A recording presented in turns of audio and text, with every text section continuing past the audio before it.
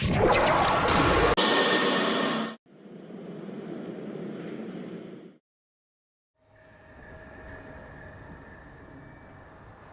am an agent of Holy Terror, appointed by the Regent himself. My word is law, and I declare exterminatus on this planet of heretics. Hello everybody, it is me, Sci-Fi, and I am back again with another weapon review. And today we're going to be taking a look at one of my all-time favorite weapons in all of Warframe, and that is the mighty Trumna. So the Trumna is a Massey Rank 13 Intrati war rifle that can be found on Deimos at her father.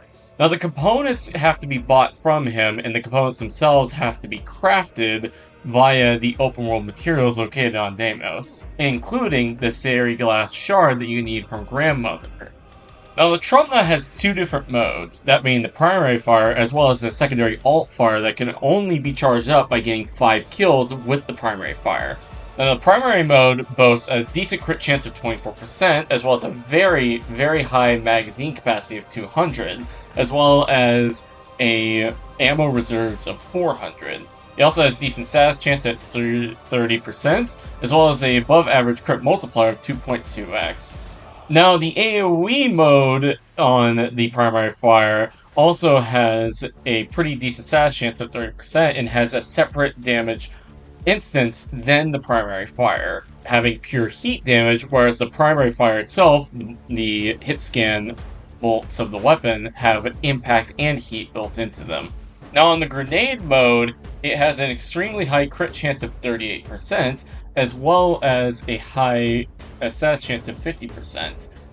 It also has an AoE separate from the grenade's impact, which has a high crit chance of 38%, same as the initial impact, as well as a high total damage of 1000, as well as a high status chance of 50%. Now the biggest problems that the Trumna has come less so to the initial stats of the weapon, like the damage and crit chance and crit damage, which are overall pretty good in comparison to most other rifles. The real problem is that it has negatives in the form of a very long reload speed of 5 seconds, and not to mention the recoil on this thing, if you're not using something like the mod stabilizer, can be pretty annoying to use, to say the least. But these are problems that can easily be managed with the Exilus mod or Arcanes, so it's not really an issue in the long run. Now with all the information about the Trumna out of the way, let's move on to actual builds for this thing. And this is where we get into a bit of an interesting crossroads. You see, I've tested this weapon with multiple different types of status effects and damage types, as well as different conditionals such as lower crit and high status, or vice versa. And to be honest, I have found that going the meta route of, say, 100 munitions and viral to actually be one of the worst choices on this weapon. You see, it does work well in the short term on lower steel path missions, such as level 100 to 200, possibly even 300. I haven't really tested it there that much. But the moment I tried taking this into higher levels of play, such as in Deep Archimedia, or just staying in long survival missions or cascade missions, is that the 100 munitions viral setup just doesn't work that well because you're relying entirely on the DOTs of the slash to deal the damage that you need. And when you need to kill enemies extremely fast, this becomes a pretty big problem, to say the least. So for this reason, I am only going to be using the corrosive shard setup that I've used in multiple other videos for these builds. And it's because of the fact that it just scales much better in comparison to the other builds I have tried. And ultimately, it's pretty easy to maintain and use. So for this build that I'm using here, I am using the corrosive heat method, as I've shown before, as well as the corrosive shards to get the full strip from our weapons, so that way we can kill with direct hits while still getting that scaling damage from heat procs.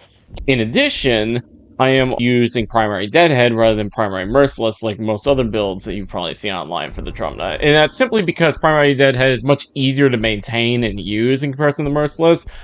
We are also going to be utilizing Prime Shred in this build, because as I showed in my punch-through video a few weeks back, the Trumna's primary fire, the hit scan of the weapon, will still pass through targets if punch through is given to the weapon. And now, against the Murmur and the Corpus and the Grineer, I am going to be using the same exact build, as you'll see in the footage next. But if you're going to higher levels of play against the Corpus, say like level 500 or onward possibly, or even just level capping in general, I would recommend switching to something like Radiation Toxin, that way you can bypass the shields entirely. And lastly, the Prisma Shade that I have with me is utilizing this build here, as well as utilizing the Verglass to give us cold and slow with Shivering Contagion. Cold for the extra crit damage, obviously, as well as the slow from Shivering Contagion to give us some advantage against enemies like Eximus units, or just any units that can't typically be stopped by Limbo's Rift. And lastly, this is the Limbo build I'm going to be using here. It's the one that I generally use for all of my videos. And with that, on to Total War.